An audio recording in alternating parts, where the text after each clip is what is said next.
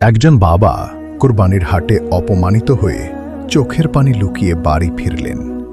গ্রামের মানুষ বলছিল, প্রবাসী ছেলে বাপকে ভুলে গেছে। কিন্তু কেউ জানত না, 1000 মাইল দূরে সেই ছেলেটা শুকনো রুটি খেয়ে নিজের সুখ কুরবানি করে বাবার সম্মান বাঁচানোর যুদ্ধ করছে। ঈদের সকালে এমন কি ঘটেছিল যার পর পুরো গ্রামের চোখে পানি চলে আসে? আর কেন একজন প্রবাসী ছেলের এই ত্যাগ আজ হাজারো সন্তানের জন্য শিক্ষা হতে পারে? এই গল্পটা শেষ পর্যন্ত দেখুন। হয়তো ভিডিও শেষ হওয়ার পর আপনি কোনো প্রবাসী মানুষকে আর কখনো ভুল বুঝবেন না। পুরো ভিডিওটি দেখে ভিডিও সম্পর্কে আপনার মূল্যবান মতামত জানাতে ভুলবেন না। চলুন শুরু করা যাক। কুরবানির আগের দিন গ্রামের পশুর হাটে মানুষের ভিড় উপচে পড়ছে। চারদিকে গরু ছাগলের ডাক, দামাদামি আর উৎসবের আমেজ। হাটের এক কোণে একটি পুরনো চটের ওপর চুপচাপ বসে আছেন রহমত আলী। বয়স প্রায় 70, কাঁধ ঝুঁকে গেছে, চোখে ক্লান্তি, পরনে পুরনো লুঙ্গি আর মলিন ফতুয়া। লোকজন পাশ দিয়ে হাঁটছে, কেউ গরু দেখছে, কেউ ছাগল। হঠাৎ গ্রামের এক মাতব্বর কটাক্ষ করে বলে উঠল, কি রহমত আলী, তোমার দুবাই প্রবাসী ছেলে এখনো টাকা পাঠায় নাই নাকি বিদেশ গিয়ে বাপ মাকে ভুলেই গেছে? চারপাশে কয়েকজন মুচকি হাসল। রহমত আলী মাথা নিচু করে রইলেন, কোনো জবাব দিলেন না। শুধু ধীরে ধীরে উঠে দাঁড়ালেন, ছেঁড়া স্যান্ডেল টেনে হাট থেকে বেরিয়ে এলেন। তার চোখের কোণে জমে থাকা পানি এবার গড়িয়ে পড়তে লাগল। বাড়ি ফিরে তিনি উঠোনে বসে পড়লেন। স্ত্রী আমেনা বেগম এক গ্লাস পানি এগিয়ে দিলেন, কিন্তু রহমত আলী গ্লাসটা সরিয়ে দিয়ে ডুকরে কেঁদে উঠলেন। আমেনার মা, আমি আর হাটে যামু না, সবাই আমারে দেখে হাসে। 3 বছর হইল পোলাডা বিদেশে গেছে, এই ঈদেও টাকা পাঠাইতে পারল না। নিজের সুখের লাইগা কি বাপ মারে ভুলে গেল? আমেনা বেগমও চোখ মুছলেন, নরম গলায় বললেন, তুমি ওরে ভুল বুঝো না, আমার সোহেল এমন না, নিশ্চয়ই কোনো কষ্টে আছে। প্রবাসের মাটি খুব নিষ্ঠুর, সেখানে মানুষ না খেয়েও কাজ করে। রহমত আলী চুপ করে রইলেন, তারপর আকাশের দিকে হাত তুলে বললেন, হে আল্লাহ, আমার পোলাডারে ভালো রাখিস। আমি অপমান সহ্য করব, কিন্তু ও যেন না খায়া না থাকে। মধ্যপ্রাচ্যের উত্তপ্ত মরুভূমি, 50 ডিগ্রি রোদ, চারদিকে ধুলো আর আগুনের মতো বাতাস।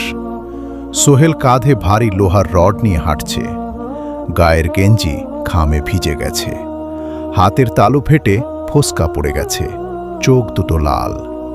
দুপুরে কাজের ফাঁকে সে এক কোণে বসে হাঁপাচ্ছিল। ঠিক তখনই আর এক প্রবাসী বন্ধু পাশে এসে বসল। বন্ধু বলল, সোহেল, তোর শরীর তো একদম শেষ, 3 মাস বেতন নাই, এত অসুস্থ শরীর নিয়েও দিন রাত ওভারটাইম করছিস কেন? সোহেল একটু হেসে মাথা নিচু করল, তার চোখ ভিজে উঠল। কি করব ভাই, বাড়িতে আমার বুড়ো বাবা মা আছে, কাল ঈদ। গ্রামের মানুষ বাবারে জিজ্ঞেস করব, ছেলে টাকা পাঠাইছে? আমি না খেয়ে থাকলে কষ্ট নাই ভাই, কিন্তু আমার বাবার মাথা যেন মানুষের সামনে নিচু না হয়। সে দীর্ঘশ্বাস ফেলল। এই ওভারটাইমের টাকাটা আজ দালালের মাধ্যমে দেশে পাঠাইছি। একটা ছাগল কিনতে বলছি। আমি ঈদে কিছু না খেলেও চলবে, কিন্তু আমার বাবার মুখে যেন হাসি থাকে। ঠিক তখনই তার ফোন বেজে উঠল। ও পাশ থেকে খবর এলো, টাকা পৌঁছে গেছে। ছাগলটাও সকালে রহমত আলীর বাড়িতে পৌঁছে দেওয়া হবে। ফোন রেখে সোহেল আকাশের দিকে তাকিয়ে ফিসফিস করে বলল, আল্লাহ, আমার বাবা যেন ভালো থাকে, আমাকে ক্ষমা করে দিও। ঈদের সকাল, গ্রামের সবাই নতুন পাঞ্জাবি পরে ঈদের নামাজে যাচ্ছে, আর রহমত আলী পুরনো পাঞ্জাবি গায়ে দিয়ে বারান্দায় চুপচাপ বসে আছেন। হঠাৎ উঠোনে একটি মোটা তাজা ছাগল নিয়ে একজন পশু ব্যবসায়ী এসে দাঁড়ালো। আসসালামু আলাইকুম চাচা, ঈদ মোবারক, এই নেন আপনার কুরবানির ছাগল। রহমত আলী হতবাক। বাবা, তুমি ভুল করছো। আমি তো কোনো ছাগল কিনি নাই। ছাগল নেওয়ার কোনো টাকাও আমার নাই। লোকটা হেসে বলল, না চাচা, আপনার ছেলে সোহেল দুবাই থেকে টাকা পাঠাইছে আর কইছে আমার বাবা যেন ঈদের সকালে উঠেই উঠোনে ছাগলটা দেখতে পায়। লোকটি ছাগলের রশির সাথে বাঁধা একটি চিঠি এগিয়ে দিল। রহমত আলীর হাত কাঁপতে লাগল। তিনি ধীরে ধীরে চিঠিটা খুললেন। চোখ ঝাপসা হয়ে এলো। মনে হচ্ছিল চিঠির প্রতিটি শব্দে ছেলের কণ্ঠ ভেসে আসছে। আমার প্রিয় বাপ, জানি আমার উপর তোমার অনেক অভিমান হয়েছে। কোম্পানি বেতন দেয়নি, তাই দেরি হয়ে গেছে। কিন্তু তোমার এই পোলা চায় না কুরবানির হাটে কেউ আমার বাবারে নিয়ে কথা বলুক, তাই ওভারটাইমের টাকায় এই ছাগলটা পাঠাইলাম। আমাকে নিয়ে চিন্তা কইরো না, আমি ভালো আছি, নতুন জামাও কিনছি। তোমরা শুধু আমার জন্য দোয়া কইরো। তোমার সোহেল। চিঠি পড়া শেষ হতেই রহমত আলী মাটিতে বসে পড়লেন। ছাগলটাকে জড়িয়ে ধরে হাও মাও করে কাঁদতে লাগলেন। হে আল্লাহ, আমার পোলাডারে ভালো রাখিস। আমি কুরবানি চাই না রে, শুধু আমার ছেলেটারে একবার বুকে ফিরাইয়া দে।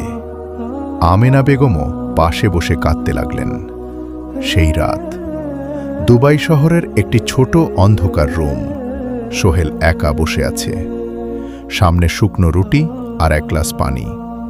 সে রুটিটা পানিতে ভিজিয়ে খাচ্ছে। পাশেই নতুন জামার প্যাকেট পড়ে আছে, এখনো খোলা হয়নি। ঠিক তখন ভিডিও কল আসে। স্ক্রিনে বাবা মায়ের মুখ দেখেই সোহেলের চোখ ভিজে ওঠে। রহমত আলী কাঁপা গলায় বলেন, বাবা, ছাগলটা খুব সুন্দর হয়েছে। তুই কেমন আছিস? সোহেল মুখ ঘুরিয়ে নেয়। আমি ভালো আছি আব্বা, তোমরা চিন্তা কইরো না। আমেনা বেগম বলেন, তোর গলা এমন ভারী কেন বাবা, কাঁদছিস? সোহেল জোর করে হাসে।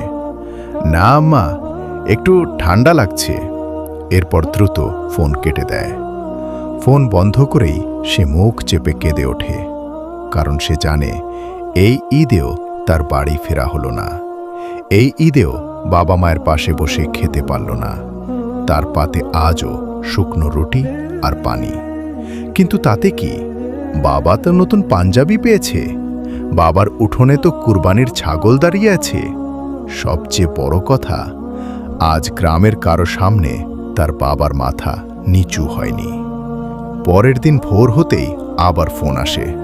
সোহেল, নতুন কাজ এসেছে, দ্রুত সাইটে আসো। সোহেল চোখ মুছে উঠে দাঁড়ায়।